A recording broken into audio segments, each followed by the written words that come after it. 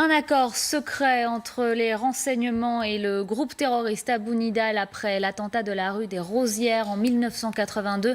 Le Parisien révèle le témoignage de l'ancien patron de la DST. Une attaque il y a 37 ans, donc jour pour jour, qui a fait 6 morts et 22 blessés. Les explications de Maxence Gilles.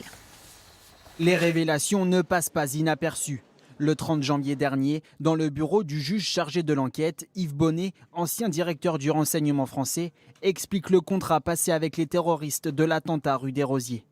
On a passé une sorte de deal verbal en leur disant « je ne veux plus d'attentats sur le sol français et en contrepartie, je vous laisse venir en France. Je vous garantis qu'il ne vous arrivera rien. » Le 9 août 1982, rue des Rosiers, en plein cœur de Paris, un commando attaque un restaurant cachère, faisant 6 morts et 22 blessés. À l'époque, le groupe palestinien soupçonné d'être l'auteur de l'attentat commet des massacres en France et à l'étranger. Yves Bonnet accepte d'organiser une rencontre clandestine pour les rencontrer. Le pacte est scellé. Un accord resté secret pendant 32 ans, alors que cet après-midi, une commémoration aura lieu sur les lieux du drame. Un hommage donc organisé en début d'après-midi à l'occasion de l'anniversaire de ce drame. Un rassemblement devant le restaurant qui a été attaqué en cette année 1982. Nous retrouvons l'organisateur de l'événement, Yohann Tayeb. Bonjour. Bonjour, alors je tiens à préciser que je ne suis pas l'organisateur, c'est l'Association française des victimes du terrorisme qui est l'organisateur. Je suis le porte-parole de Madame Jacqueline Niégo, qui est la sœur d'une des victimes de l'attentat. Vous faites bien de le préciser, merci. Expliquez-nous ce que vous pensez, vous, de ce pacte qui a été passé avec Abu Nidal et les renseignements.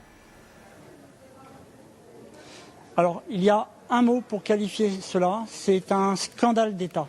Il n'y a pas d'autre mot. C'est une affaire très très grave. Le premier responsable politique qui a dénoncé cela, et je tiens à l'en remercier, c'est le député Meyer Habib qui a, dès les révélations, il y a quelques mois en novembre dernier, à la télévision française de l'ancien chef du renseignement, il a qualifié de scandale d'État. C'est une affaire très grave. Et ce matin, j'ai vu sur les réseaux sociaux que des députés commencent à se saisir de la question. Et donc il faut vraiment que, au plus haut niveau, il y ait des explications. Je pense que le président de la République est... Je sais qu'il y a des partis civils, des avocats qui demandent une enquête parlementaire, pourquoi pas, mais personnellement, je pense que c'est au président de la République de s'exprimer officiellement sur cette question.